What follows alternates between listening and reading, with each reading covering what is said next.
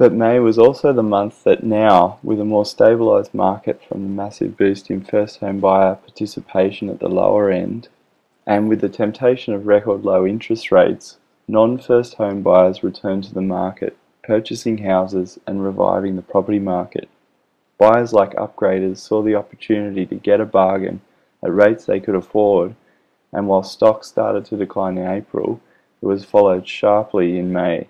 Buyers in May sought out houses on the commuter belt, particularly suburbs north of Sydney, including Woy Woy, Tuggerah, Umina and Shell Cove. In Western Sydney, these suburbs included Liverpool, Pitt Town, Richmond and Schofields. In Brisbane, the same effect was seen in suburbs of Arundel, Beenleigh, Calamvale, Geebung, Griffin and Yarrabilba. In Perth, houses were purchased in the more well-off areas in northern suburbs, including Floreat, Innaloo, Joondalup and Mount Hawthorn. In fact, the return of confidence can be seen on the national graph, with the housing stock on the market decreasing most during the months April, May and June 2009. You can see in May 2010 what to expect in May 2012 as stock piles up, and I expect will spike again in the last month of the autumn auction season next year. Over the last 10 years, with the easing of lending standards, a reasonable mortgage on a property as a means to live has become an unreasonable mortgage as a means to invest. Mortgage debt can be judged unreasonable on many different measures. On every metric that you want to compare it to, be it just absolute price gains, be it price per square metre, be it price relative to income, we have very expensive houses. Attempting to purchase property in the capitals now as a means to live only makes sense with the prospect of upgrading. In other words, you only borrow such a large amount for such a small property on the expectation you will upgrade, which relies on someone below you taking out a now larger loan, buying out your debt, enabling you to move up the ladder to a better property. In this situation, unreasonable debt is only sustained by a rising market. The only way you can get your house to be sold for a higher price than you bought it for is if somebody takes out even more debt than you did relative to their income. Today, unreasonable debt is issued by banks and taken on by borrowers under the premise of a rising market and never meant to be fully repaid. But with the current combination of unreasonable debt levels in a flat market, we are witnessing two things starting to give. Trying to repay this unreasonable debt is slowing the economy significantly. The current downturn in retail and property sectors is the shrinkage of the wealth effect, which has, for the last 10 years of rapidly rising house prices, boosted borrowing and spending in Australia. But Australians will find it familiar. Even if your credit is less than perfect, AmeriQuest can help. Call 1-866-AmeriQuest today. Everyone was encouraged to refinance their houses, unlock the equity in their home, spend big on that holiday or new TV, or take a ride on the real estate boom. We had rising consumption mainly through borrowing, through refinancing and borrowing against the collateral of our homes. That game is over. As the slowdown grinds on, job losses will eventually worsen in the sectors of retail and property and business services, which constitute around a quarter of Australia's employment. It's most likely manufacturing and construction sectors will follow, these four constituting a massive half of all Australia's employment. The other speed of the economy, mining, only accounts for a fraction of jobs in Australia. Yes, China will keep on growing, Japan will keep on growing, and that means if you're in the mining sector, you'll have to keep on digging up dirt and shipping it overseas. That's about 1.5% of the workforce. The other 98.5% of us can be thrown out of work if we get a retail downturn, if we get a downturn in the finance sector, if we get a downturn in the media sector. BHP doesn't employ you or I. And if we get a slowdown in the US, if we get a slowdown in Japan, if we get a slowdown in Europe, all of which is on the cards for this year, we could see prices fall next year, and that enormous financial buffer that the mining boom's given us could start to dissipate, which means that we really are at risk of seeing some jobs being lost. The question is, could individual debt taken as a whole create a sort of mini subprime crisis in Australia? Our consumer is as leveraged as the American consumer. Now, what happened in America is, due to very slack lending standards, a lot of people just threw the keys to the house back to the bank. Now, you can't do that in Australia. En masse, borrowers' cuts in spending will continue to suck out future productivity of the economy. Borrowers repaying these loans will eventually lead to further cuts in jobs and, ironically, choke off their own ability to repay these loans. How long can the market stay flat while wages supposedly catch up anyway? An idea that many mortgage holders are starting to get a little bit impatient with. You increase the level of debt, but you don't increase the productive capacity of the economy. When you're gambling on house prices and gambling on share prices, you're not building new houses and you're not building new factories. You don't increase the capacity to service the debt you've taken on to gamble about rising prices. Coming into 2012 and faced with a flat property market, mortgage holders hope for a rising market again, but in the meantime must pay down their unreasonable debt. The problem here is it's a long way down.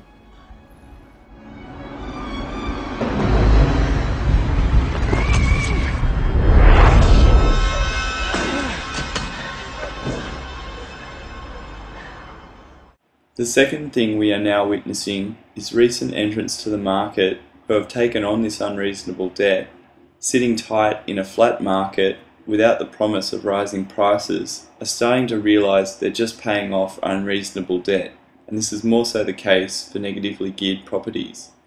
As such, even on a national level, we have seen the number of properties up for sale gradually increase, particularly since they were listed at the end of the autumn auction season in May 2010, as less people look to buy and more people look to sell. All this in a market the media has repeatedly told us has a shortage of properties. The lowering of interest rates and making unreasonable debt more affordable also acts to attract new entrants to the market who buy properties at the entry level and consequently allow the upgrading process and turnover of the entire property market to continue. You see, every percentage point drop indirectly takes dollars that would otherwise go into the bank accounts of savers and proportionately reduces the repayments of those who are in debt.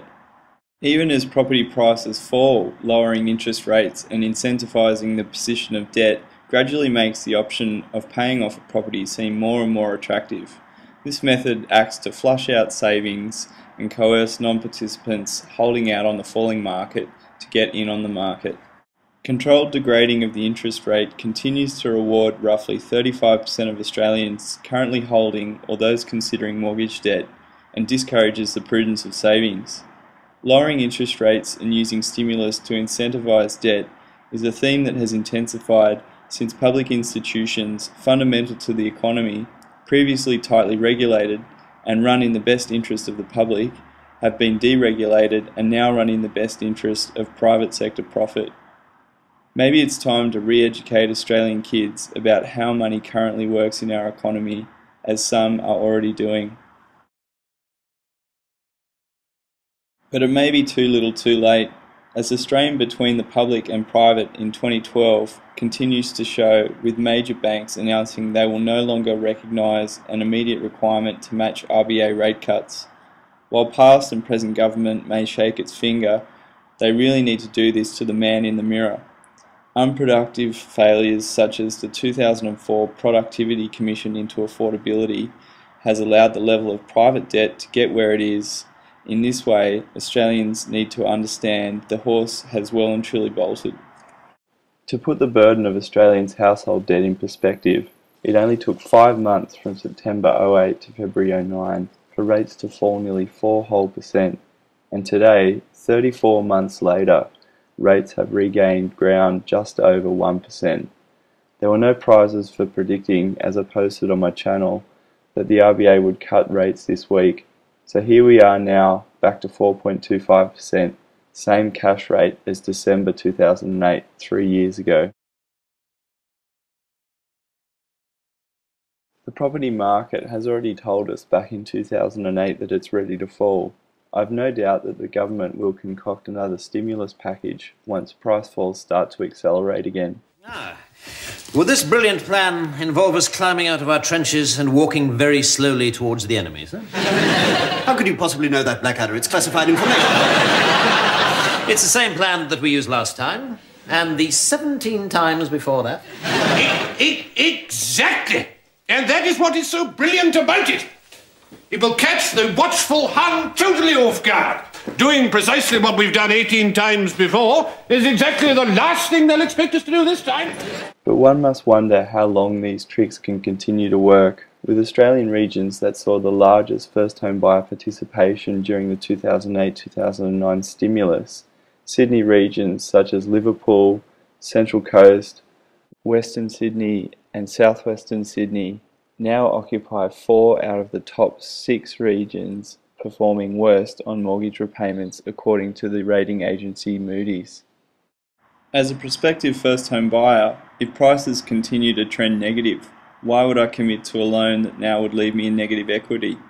If the market remains flat, why would I pay monthly repayments on a loan for an entry-level property almost double what it costs me to rent each week? If the persistent global financial hangover continues to prohibit the same private debt expansion of the last 10 years that fueled the upgrading cycle, why would I buy a unit now if I can't upgrade to a house I need for my family later? If you think the market will rise again, just keep in mind whatever you buy, it should be something you're prepared to live in for a while. I don't think these views are anti-capitalist. It's just a disbelief in the idea of perpetually increasing debt. I think the only reason certain heretical predictions haven't come to fruition is governments manipulating a control of the free market need to keep shifting the goalposts, but are gradually and will inevitably run out of options. And I know there are people, when I say you're on the program, say, oh, not him, he was wrong about real estate. Now, to date, in a sense, you have been wrong, just because the prices haven't fallen by... Oh, yeah, well, you pump $100 billion more borrowed money into a market, it tends to rise. Yeah, but... If you're thinking about it, even after $10 billion worth of government interference through the first homeowner grant stimulus and slashing interest rates by nearly half to make unreasonable debt affordable, here we are again in 2011 with stock on the market back up to GFC levels. Just as the terminal Eurozone needs bigger debt bailouts just to service existing debt, all the while hoping for a solution, so too propping up the property market by stimulating demand for unreasonable debt and lowering rates to make it affordable, Australia is not going to find a sustainable economic solution for the housing market. Keep digging. We're bound to find something. I guess we're not going to find anything. How are we going to get out of here? We'll dig our way out. Now, dig up, stupid.